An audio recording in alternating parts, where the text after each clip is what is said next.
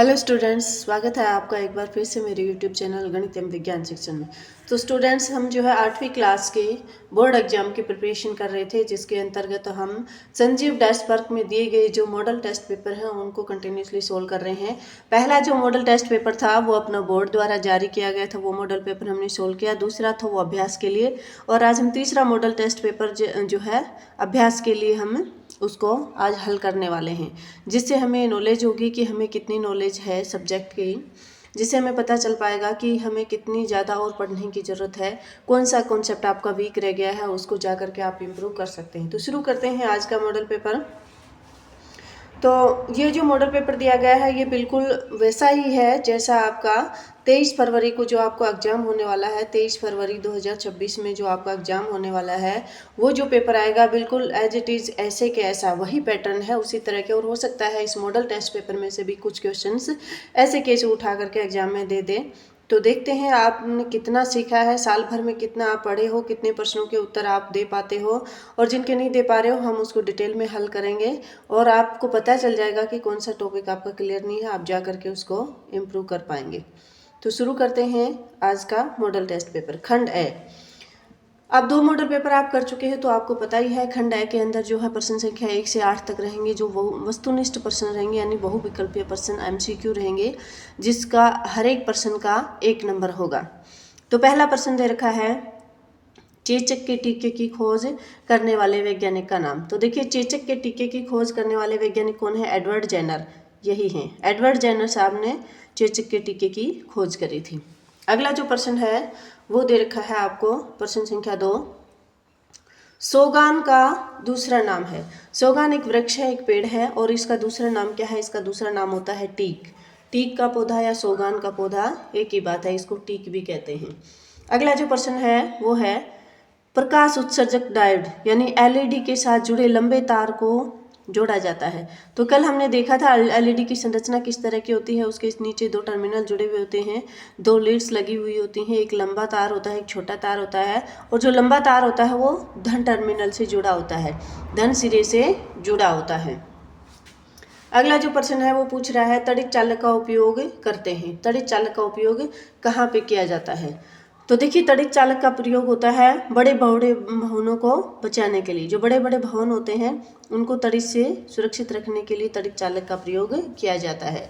भवनों की दीवार पे जो है ऊपर बिल्कुल कोने में तड़ित चालक लगा दिया जाता है, और वहाँ से होता हुआ एक तार जो है दीवार में से होता हुआ नीचे भूसंकर्पण करा दिया जाता है। अगला प्रश्न है, किण्वन की खोज किसने की? तो किण्वन की खोज करने वाले वैज्ञानिक का नाम आपको बताना है। तो किण्वन की खोज जो की थी वो लुईस पास्चर नाम के वैज्ञानिक ने करी थी। अगला जो प्रश्न है, प्रश्न संख्या 6, उसमें आपसे पूछा है, पेट्रोल जैसे ज्वलनशील पदार्थों में लगी आग को बुझाने में उपयोगी है। पेट्रोल जैसे जो ज्वलनशील पदार्थ होते हैं उनके अंदर अगर आग लग जाए तो क्या उपयोगी होता है? तो देखिए, पेट्रोल क्योंकि पानी से हल्का होता है तो पानी का प्रयोग यहाँ नहीं किया जा सकता। यहाँ पे हम किसका प्रयोग करते हैं? कार्बन डाइऑक्साइड का प्रयोग यहाँ पे किया जाता है। अगला प्रश्न है, LED के साथ जो तारें जुड़ी होती हैं उन्हें क्या कहते हैं? तो LED के साथ जो तारें जुड़ी हुई होती हैं उनको क्या कहा जाता है? तो LED के साथ जुड़ी हुई तारों को लीड्स कहते हैं। ठीक है, एक लंबी तार होती है, एक छोटी तार होती है, और इनको हम लीड्स कहते हैं। प्रश्न संख्या 8 है, यहाँ पे आपको 2 कथन दिए हैं। कथन पहला है, तेल में लगी आग को नियंत्रित करने के लिए जल का उपयोग नहीं करते। ये बात बिल्कुल सही है, क्योंकि तेल जल से हल्का होता है, और जब हम पानी डालेंगे तो तेल की लेयर ऊपर आ जाएगी, ऊपर आएगी तो आग और फैल जाएगी। दूसरी बात है, दहन के प्रक्रम में ऊष्मा तथा प्रकाश उत्पन्न होते हैं। ये बात भी बिल्कुल सही है, जब दहन की प्रक्रिया होती है तो ऊष्मा उत्पन्न होती है और साथ में प्रकाश भी उत्पन्न होता है। तो इसका आंसर क्या हो जाएगा? कथन 1 एवं 2 दोनों सत्य हैं। इस तरह से अपना जो पहला प्रश्न है जिसमें 8 बहुविकल्पीय प्रश्न पूछे जाएंगे वो हमने हल किया है। अगला जो खंड है, खंड ब।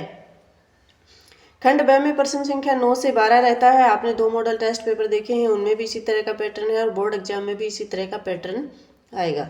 ये जो प्रश्न है 9 से 12 के, इनमें से हर एक प्रश्न आपका 2 नंबर का होगा। आपको 1 से 2 लाइनों में इनका जवाब देना है।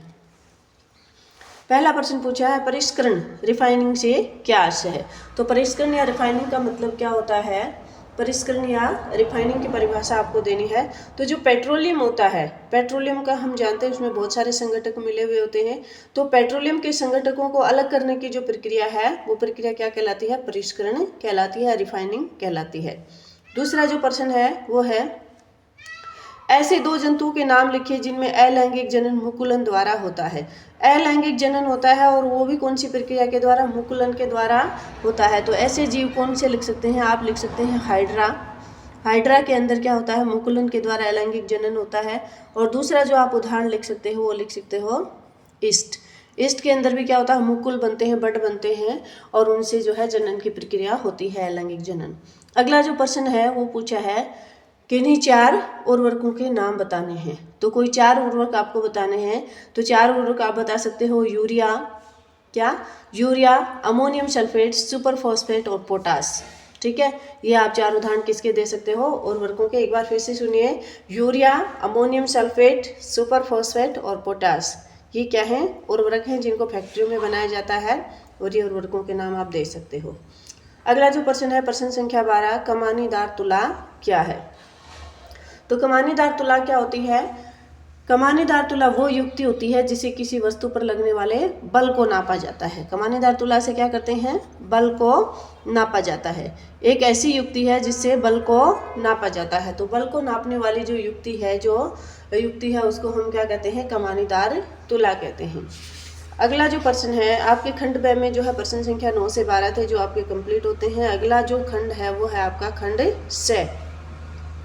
तो खंड स में देखिए आपसे जो प्रश्न पूछे गए हैं वो है लघु उत्तरात्मक प्रश्न। और लघु उत्तरात्मक प्रश्न कहाँ से? प्रश्न संख्या 13 से 22 तक के जो प्रश्न है वो लघु उत्तरात्मक प्रश्न है, जिसमें प्रत्येक प्रश्न कितने अंक का होगा? जिसमें प्रत्येक प्रश्न जो है आपका 4 अंक का होने वाला है। पहला जो प्रश्न है वो 13वां प्रश्न है। पूछा गया है निम्नलिखित कथनों के सामने कोष्टक में सत्य, अगर सत्य है ट्रू है तो टी लिखना, असत्य है तो एफ लिखना है। पहली लाइन दे रखी है कोयला एक जीवाश्म ईंधन नहीं है। देखिए कोयला एक जीवाश्म ईंधन नहीं है, क्या कहा है? नहीं कहा है।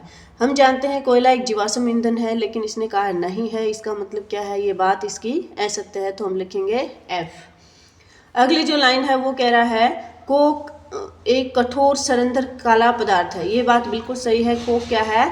एक कठोर सरंदर और काला पदार्थ है। तो ये क्या आ जाएगा? ये ट्रू आ जाएगा।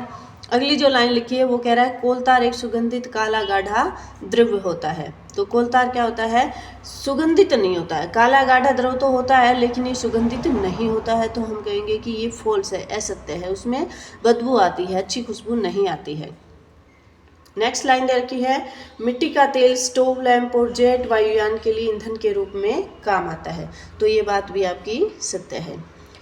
तो मन में सवाल आ रहा होगा कि मैडम रोज रोज ये मॉडल टेस्ट पेपर क्यों करा रहे हो? क्योंकि आप किताब को कई बार पढ़ चुके हो और किताब के सारे टॉपिक आपने क्लियर कर लिए हैं, अभ्यास के सब प्रश्न भी आपने याद कर लिए हैं, लेकिन जरूरत कहाँ है? बार बार क्वेश्चन प्रैक्टिस की अब जरूरत है। अब जो समय है कुछ ही समय में आपका एग्जाम होने वाला है, तो आपको अच्छी अगर बेहतर तैयारी करनी है, अच्छे नंबर लेकर के आने हैं, तो आपको बार बार क्वेश्चन प्रैक्टिस करनी पड़ेगी। किस तरह का क्वेश्चन एग्जाम में आएगा, हम हर तरह के क्वेश्चन का जवाब देने के लिए तैयार रहें। इसके लिए बार बार हम क्वेश्चन प्रैक्टिस करेंगे तो क्या होगा?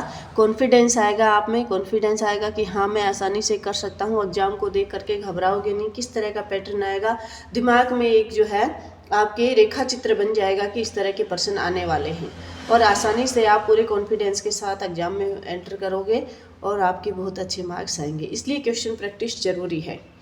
और क्वेश्चन प्रैक्टिस जब करोगे तो आपको पता लग जाएगा कि कौन से टॉपिक में मैं कमज़ोर हूँ, कहाँ पे कॉन्सेप्ट में मेरी थोड़ी सी लचीलापन दिखाई दे रहा है, तो जा करके फिर से रिवाइज कर सकते हो।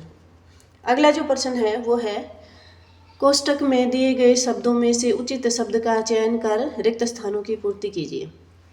यहाँ कोष्टक में कुछ खाली स्थान दे रखे हैं, उनमें से छांट करके आपको भरना है। केचुए तथा सूक्ष्मजीव मिट्टी को पलटकर पोला करते हैं, तथा केचुए और सूक्ष्मजीव क्या करते हैं? मिट्टी को पोला करते हैं और क्या करते हैं? ह्यूमस बनाते हैं। क्या बनाते हैं? ह्यूमस बनाते हैं।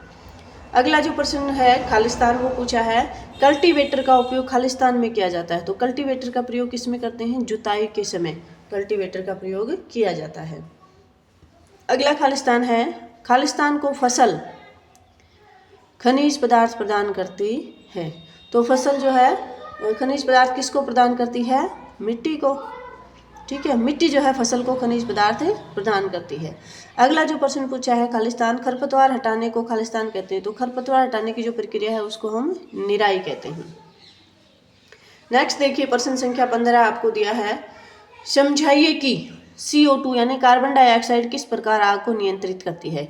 तो देखिए CO2 क्या करती है, CO2 क्या करती है, हवा से ऑक्सीजन से भारी होने के कारण, किससे, O2 से भारी होती है, O2 से भारी होती है। ऑक्सीजन से भारी होगी तो क्या करेगी, ऑक्सीजन के बाहर बाहर एक लेयर बना लेगी, एक परत जो है अपनी बाहर बाहर बना लेती है। जिस किसी वस्तु में आग लगी हुई है उस वस्तु के बाहर बाहर अपनी एक परत बना लेगी, और परत बनाने से क्या होगा, ये आग जो है बाहर जो ऑक्सीजन है, बाहर के वायुमंडल में जो ऑक्सीजन है उसके संपर्क में नहीं आ पाएगी, ये परत बीच में आ जाती है किसकी, कार्बन डाइऑक्साइड की। हम जानते हैं कि आग के लिए, दहन की प्रक्रिया के लिए ऑक्सीजन जरूरी है। अब ऑक्सीजन और इस दहन होने वाली ज्वलनशील वस्तु है, इनके बीच में संपर्क नहीं बन पा रहा है क्योंकि बीच में एक लेयर आ गई है किसकी, कार्बन डाइऑक्साइड की।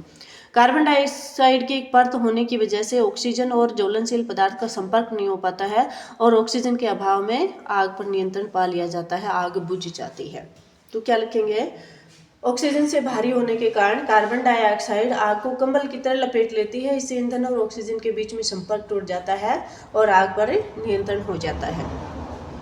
अगला जो प्रश्न आपसे पूछा है वो पूछा है, हरी पत्तियों के ढेर को जलाना कठिन होता है परंतु सूखी पत्तियों में आग आसानी से लग जाती है। वही पत्तियां जब हरी हैं तो उनको जलाना मुश्किल है, आपने देखा होगा, लेकिन सूखी पत्तियों में आसानी से आग लग जाती है। इसका कारण क्या होता है, तो देखिए हरी जो पत्तियां होती हैं उनका जो ज्वलन ताप होता है, किसी भी वस्तु को जलाने के लिए उस वस्तु को ऊष्मा देनी पड़ती है, कहाँ तक कि उसके ज्वलन ताप तक पहुँचने की। तो हरी पत्तियों का जो ज्वलन ताप होता है वो अधिक होता है, हरी पत्तियों का ज्वलन ताप अधिक होने की वजह से उसको ज़्यादा ऊष्मा देनी पड़ेगी, जबकि सूखी पत्तियां हैं उनका ज्वलन ताप क्या होता है, कम होता है। सूखी पत्तियों का ज्वलन ताप कम होने की वजह से वो जल्दी से आग पकड़ लेती हैं, और हरी पत्तियों का ज्वलन ताप अधिक होने की वजह से उनको जलाना कठिन होता है। अगला जो प्रश्न है वो आपका है प्रश्न संख्या 16।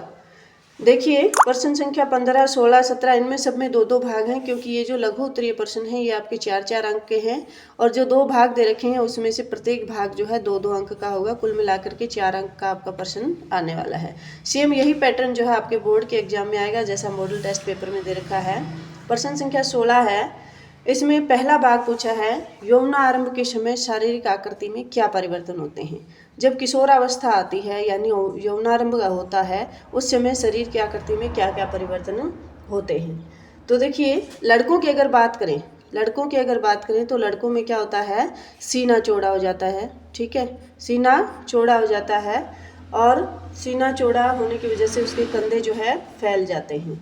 इसके अलावा उनका जो लैरिंग्स होता है, वोकल कॉर्ड होता है, एडम्स एप्पल जिसको कहते हैं, वो बढ़ कर के बड़ा हो जाता है, तो कई बार उनकी आवाज़ भी भर्राने लग जाती है, आवाज़ फट जाती है। लड़कियों के कमर के नीचे वाला हिस्सा जो है पतला हो जाता है, सुस्पष्ट गठी हुई आकृति उसकी दिखाई देने लगती है। ये यौवनारंभ में होने वाले कुछ शारीरिक परिवर्तन हैं।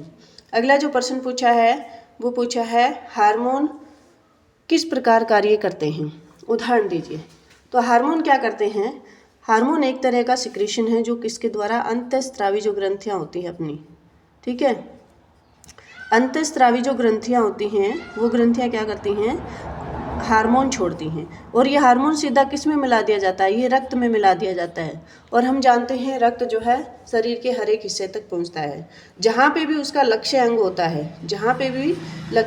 है, उस हार्मोन को जहाँ पे भी कार्य करना होता है रक्त में मिलके अंतःस्रावी ग्रंथियों के द्वारा हार्मोन छोड़ा जाएगा। ये हार्मोन रक्त में मिलेगा और ये रक्त में मिल करके कहाँ जाएगा, अपने लक्ष्य स्थल पर जाएगा, और लक्ष्य स्थल पर जब ये हार्मोन पहुँचेगा तो इस हार्मोन के प्रति अनुक्रिया जो है कौन करेगा, जो लक्ष्य स्थल है वो हार्मोन के प्रति अनुक्रिया करेगा।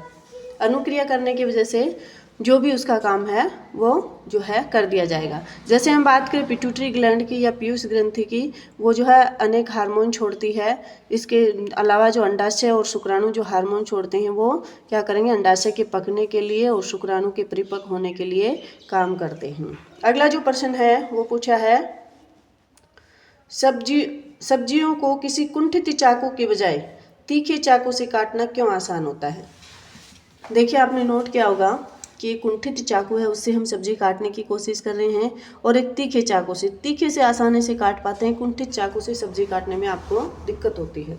तो इसका कारण क्या होता है? देखिए, इसका कारण होता है दाब। ठीक है, दाब। दाब का क्या मतलब है? किसी प्रति इकाई क्षेत्रफल पर लगने वाले बल को हम क्या कहते हैं? दाब कहते हैं। अब हम बल तो बराबर लगा रहे हैं, दोनों केस में बल बराबर लगा रहे हैं, लेकिन दाब कम ज़्यादा हो रही है। क्यों हो रही है? क्योंकि क्षेत्रफल पे डिपेंड करती है। किस पे? क्षेत्रफल पे निर्भर करती है। जितना ज़्यादा क्षेत्रफल होगा, क्षेत्रफल अगर ज़्यादा होगा तो क्षेत्रफल ज़्यादा होने से क्या होती है? दाब जो है कम हो जाती है, दाब कम हो जाती है। अब एक कुंठित चाकू होगा, उसका क्षेत्रफल ज़्यादा होगा, क्षेत्रफल ज़्यादा होने की वजह से हम बल तो बराबर लगा रहे हैं, लेकिन दाब जो है कम हो जाती है। अब कम दाब लगेगी, कम दाब लगने की वजह से सब्जियों को काटना मुश्किल होगा।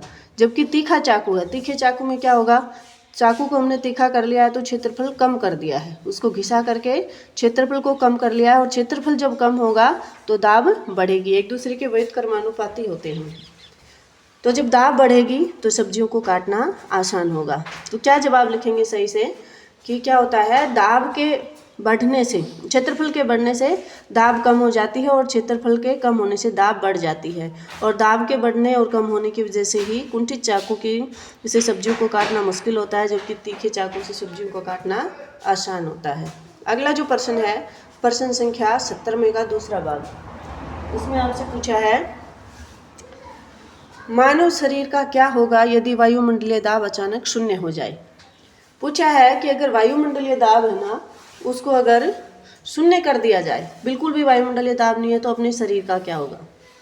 तो देखिए, वायुमंडलीय दाब जितना भी लग रहा है उतना ही अपनी रक्त वाहिनियों के द्वारा, अपनी जो रक्त वाहिनियाँ हैं, वो रक्त वाहिनियाँ यानी खून की नलिकाएं हैं, वो भी वायुमंडल के बाहर की तरफ एक दाब लगा रही हैं।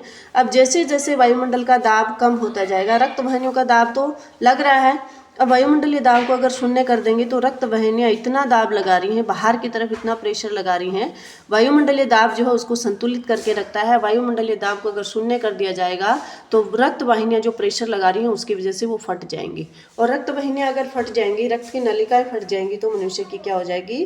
मृत्यु इससे हो जाएगी। तो वायुमंडलीय दाब का शून्य हो जाने से क्या हो सकता है? रक्त वाहिनियाँ फट जाएंगी, क्योंकि रक्त वाहिनियाँ वायुमंडलीय दाब के विरुद्ध एक दाब लगाती हैं, जिससे दोनों दाबों के बीच में संतुलन बना रहता है। लेकिन वायुमंडलीय दाब शून्य हो गया तो रक्त वाहिनियों का दाब बहुत ज़्यादा होने की वजह से रक्त वाहिनियाँ फट जाएंगी, जिससे व्यक्ति की मृत्यु हो सकती है। अगला जो प्रश्न है, प्रश्न संख्या 18। तो प्रश्न संख्या 18 में आपसे क्या पूछा है? कॉलम मिलान करने हैं। कॉलम 1 एवं कॉलम 2 का मिलान कीजिए। दो कॉलम दे रखे हैं, दे रखा है हाइड्रा। तो हाइड्रा का मिलान किससे करेंगे? हाइड्रा में देखिए अलैंगिक जनन होता है, और हम जानते हैं मुकुलन के द्वारा अलैंगिक जनन होता है। तो हाइड्रा किससे मिल जाएगा? मुकुलन से। अमीबा की बात करें तो अमीबा में द्विखंडन के द्वारा अलैंगिक जनन होता है। मानव की बात करें तो मानव क्या है? जरायुज है। जरायुज का मतलब शिशु पैदा करता है। मुर्गी क्या है? अंडपरजक है, ये अंडे देती है, उसके बाद उससे जो है उसका बच्चा बनता है। इस तरह से हम मिलान करेंगे। अगला जो प्रश्न है, प्रश्न संख्या 19। देखिए स्टूडेंट्स, आपने 2 मॉडल पेपर पहले कर लिए हैं, और तीसरा जब कर रहे हो तो दिमाग में क्राइटेरिया साफ हो गया है कि किस तरह के क्वेश्चन आएंगे। अभी क्वेश्चन नंबर 18 में कॉलम मिलान करने हैं, क्वेश्चन नंबर 13 में सत्य असत्य बताना है, 14 में खालिस्तान आएंगे, और एज इट इज़ पैटर्न ही एग्जाम में आने वाला है। तो आप बिल्कुल फेमिलियर हो गए हो परीक्षा में किस तरह का पेपर आएगा, आपको घबराने की जरूरत नहीं है। कॉन्फिडेंस आपका जो है बूस्ट हो रहा है कंटिन्यू। अभी हम 5 मॉडल टेस्ट पेपर और करेंगे, टोटल 8 मॉडल टेस्ट पेपर जो है संजीव डैश वर्क में दिए गए हैं, हम सबको हल करेंगे। और सबको हल करने के बाद आप में इतना कॉन्फिडेंस आ जाएगा कि कहीं से कुछ भी पूछ ले, विज्ञान में मैं हर क्वेश्चन का जवाब आसानी से दे दूंगा। तो बने रहिए मेरे साथ और सारे वीडियोज़ को पूरा देखिए, जिससे आपके विज्ञान की प्रिपरेशन बहुत अच्छी हो जाए। प्रश्न संख्या 19 में जो है वो है विद्युत धारा के चुंबकीय प्रभाव का उपयोग करके कोई समपरिचित्र कैसे बना सकते हैं। विद्युत धारा के चुंबकीय प्रभाव का प्रयोग करना है, तो इसके लिए जो है आपको एक डायग्राम बनाना पड़ेगा। किस तरह का डायग्राम? देखिए यहाँ दे रखा है, संजीव डैश वर्क जो है यहाँ पे आपको हल की हुई एक साथ में जो है ये एक छोटी सी बुकलेट मिलती है जिसमें सभी पेपरों के हल हैं। तो आपको इधर उधर ढूंढने की ज़रूरत नहीं है, कोई क्वेश्चन नहीं आ रहा है तो हम कहाँ से ढूंढेंगे। तो आप ये बुक परचेज कर लीजिए और इससे आपके क्वेश्चन की प्रैक्टिस अच्छे से हो जाएगी और साथ में जो है आपको हर एक क्वेश्चन का आंसर भी यहाँ पे मिलेगा, कोई डिफ़िकल्टी आती है तो। फिर भी अगर समझ में नहीं आता है तो आप कमेंट बॉक्स में कमेंट कीजिए, मैं ज़रूर आपकी मदद करूँगी। देखिए 19वां जो प्रश्न पूछा है, इसने कहा था कि आपको क्या बनाना है, एक विद्युत चुंबकीय सुई लेकर के विद्युत चुंबकीय प्रभाव का उपयोग करके संपरिचित्र बनाना है। तो ये देखिए हम क्या करेंगे, एक माचिस की खाली ट्रे लेंगे और उसके अंदर एक चुंबकीय सुई रख लेंगे और चुंबकीय सुई के बाहर एक तार लपेट लेंगे। तार को एक सेल या बैटरी से जोड़ेंगे और इस तार के दोनों सिरों को खुला रखेंगे। इधर से सेल बैटरी से जोड़ा है और तार को जो है इस माचिस की ट्रे जिसके अंदर चुंबकीय सुई रखी है उस पर लपेटा है, ये सिरा खुला है। इसी तरह से दूसरा सिरा भी खुला रखेंगे। जब तक सिरे खुले हैं चुंबकीय सुई में कोई विक्षेपण नहीं होता है, ये हिलती डुलती नहीं है। लेकिन कुछ समय के लिए, कुछ पलों के लिए हम इन दोनों खुले सिरों को, इन स्वतंत्र तारों को जब आपस में मिलाएंगे, क्योंकि हमने यहाँ पे शेल जोड़ रखा है, यहाँ पे हमने एक बैटरी लगा रखी है जिससे करंट निकलता है। अब यहाँ पे दोनों तारों को जब हम जोड़ेंगे, जैसे ही जोड़ेंगे तो क्या हो जाएगा, यहाँ पे अपना परिपथ पूरा हो जाएगा। परिपथ पूरा होगा तो तार में विद्युत धारा गुजरनी शुरू हो जाएगी और जैसे ही तार में विद्युत धारा गुजरनी शुरू हो जाएगी, ये जो है चुंबकीय सुई ये विक्षेपित होगी, ये हिलेगी। ये विक्षेपित होने का मतलब क्या है कि भाई विद्युत परिपथ पूरा हो गया है और इस तार में से अब विद्युत धारा गुजर रही है। तो ये टेस्टर की तरह काम कर रहा है। जब सिरों को मिला है तो विक्षेपित हो रही है, सिरों को नहीं मिला रहे हैं तो परिपथ पूरा नहीं हो रहा है, विक्षेपित नहीं होगी। तो इस तरह से जो है हम क्या बना सकते हैं, एक जो है एक आप टेस्टर बना सकते हैं, संपरिचित्र जिसको हम कहते हैं हिंदी में, इंग्लिश में कहते हैं टेस्टर बना सकते हैं। किस प्रभाव से, विद्युत धारा के चुंबकीय प्रभाव का प्रयोग करके। अगला जो प्रश्न पूछा है आपसे, वो आपसे प्रश्न पूछा है प्रश्न संख्या 20। प्रश्न संख्या 20 में निम्नलिखित वाद्य यंत्रों के जिस भाग से ध्वनि उत्पन्न होती है उस भाग का नाम बताना है आपको। तो ढोलक है, ढोलक की अगर बात करें तो ढोलक में क्या होता है, तानित झिल्ली। क्या होता है, तानित झिल्ली। एक झिल्ली होती है ढोलक के ऊपर जो तनी हुई होती है, उस तानित झिल्ली से क्या होता है, जो है ध्वनि उत्पन्न होती है। सितार की बात करें तो सितार में क्या होता है, एक तानित तार होता है। बांसुरी की बात करें तो वायु स्तंभ होता है, वायु का एक पूरा स्तंभ बन जाता है जिससे ध्वनि उत्पन्न होती है। मंजीरा की बात करें तो मंजीरा अगर आपने देखा हो तो उसके ऊपर दो धातु की प्लेट लगी होती हैं जिनको इस तरह से आपस में मिलाते हैं तो वो आवाज़ करती हैं, ध्वनि उत्पन्न करती हैं। तो मंजीरा की बात करें तो हम लिखेंगे कि धातु की प्लेट जो होती है वो क्या करती है, ध्वनि उत्पन्न करती है। इस तरह से ये 4 नंबर का प्रश्न आपका बनता है। बहुत ही आसान प्रश्न होता है, एक एक शब्द लिखने होते हैं सबको और 4 नंबर आपको पूरे मिल जाते हैं। ये प्रश्न संख्या 20 है। बात कर लेते हैं प्रश्न संख्या 21 की। तो प्रश्न संख्या 21 जो है वो आपसे पूछ रहा है, तड़ित चालक की व्यवस्था को चित्र द्वारा दर्शाइए। तो तड़ित चालक की व्यवस्था को चित्र द्वारा आपको दर्शाना है, चित्र बनाना है। तो किस तरह का चित्र बनेगा, आपके एनसीईआरटी की बुक में भी बहुत अच्छे से ये चित्र दिखा रखा है। ये जो है चित्र है, ये चित्र आपको ड्रॉ करना है। ये तड़ित चालक है, देखिए ये तड़ित चालक है और यहाँ से एक धातु का तार जो है पूरा दीवार के अंदर है और नीचे क्या है, तांबे की एक परत है जिसके अंदर धातु के तार को जोड़ दिया है। बहुत ज़्यादा मात्रा में आवेश जब यहाँ बिल्डिंग पे इकट्ठा हो रहा है तो वो आवेश इस तार से होता हुआ तांबे की परत में चला जाता है जिसको हम भू संपर्कण कहते हैं। या आवेश इकट्ठा नहीं होगा तो जो बादलों के अंदर जो आवेश है उस और इस आवेश के बीच में क्या होगा, आकर्षण नहीं हो पाएगा जिससे विद्युत तड़ित से ये बच जाएगा। ये तड़ित चालक है। इस तरह का चित्र आपको एग्जाम में बनाना है। अगला जो प्रश्न पूछा है वो पूछा है क्लाइडोस्कोप की रचना का वर्णन कीजिए। तो ये देखिए ये है क्लाइडोस्कोप, इस तरह की इसकी रचना होती है। क्या होती है, तीन जो है किसी दर्पण की आयताकार पट्टियां काट लेते हैं 15 गुणा 4 सेंटीमीटर लंबी, यानी 15 सेंटीमीटर लंबी और 4 सेंटीमीटर चौड़ी आयताकार पट्टियां, और उनको जैसे प्रिज्म होता है इस तरह से एक दूसरे के साथ जोड़ लेते हैं। फिर क्या करते हैं, एक मोटा चार्ट पेपर लेकर के उससे एक वृत्त बनाते हैं, बेलनाकार उसको बनाते हैं और उसके अंदर जो है इसको फिट कर देते हैं, उसके अंदर इसको फिट कर देते हैं और नीचे एक जो है चमकीला कोई पदार्थ लगा देते हैं या कोई पारदर्शी जो है टुकड़ा का जो है दर्पण का काट करके लगा देते हैं। ऊपर वाले हिस्से को जो है कार्डबोर्ड से ढक देते हैं, बीच में एक छेद रखते हैं अब ये जो नीचे वाली परत है इसके ऊपर कुछ रंगीन चूड़ियों के टुकड़े रखते हैं और इतनी भी जगह होनी चाहिए कि चूड़ियाँ हिल सकें। जब चूड़ियों को इधर उधर हिलाएंगे तो यहाँ पे जो अलग अलग दर्पण की पट्टियाँ लगी हुई हैं, जहाँ इस छेद में से हम देखेंगे तो यहाँ पे आपको अलग अलग आकृतियाँ दिखाई देती हैं। तो ये होती है क्लाइडोस्कोप। इसकी रचना अगर आती है तो आपको एग्जाम में चित्र के साथ इसको लिख करके आना है।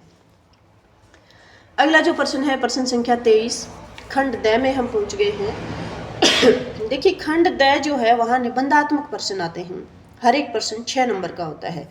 23, 24, 25 3 प्रश्न है, लेकिन यहाँ पे आपको हर प्रश्न के ऑप्शन मिलते हैं। एक प्रश्न नहीं आता है आपको तो अथवा में आपको दूसरा प्रश्न करना है। और कल भी मैंने ये बात बताई थी, जैसे 23 में 2 भाग दे रखे हैं, अब इसके अथवा में भी 2 भाग और दिए हुए होंगे। अगर आप अथवा ये वाला एक भाग करते हो और सोच रहे हो कि अथवा वाले का एक भाग कर दूं तो आपको नंबर नहीं मिलेंगे। आपको या तो ये दोनों भाग करने हैं या अथवा वाले के दोनों भाग करने हैं। जैसे पहला प्रश्न दे रखा है, किसी वस्तु की चाल पर बल का क्या प्रभाव पड़ता है। तो देखिए चाल का बल पर क्या प्रभाव पड़ता है, तो बल से हम क्या कर सकते हैं, किसी वस्तु की चाल को कम कर सकते हैं, ज़्यादा कर सकते हैं, या किसी वस्तु को स्थिर अवस्था में भी ला सकते हैं हम।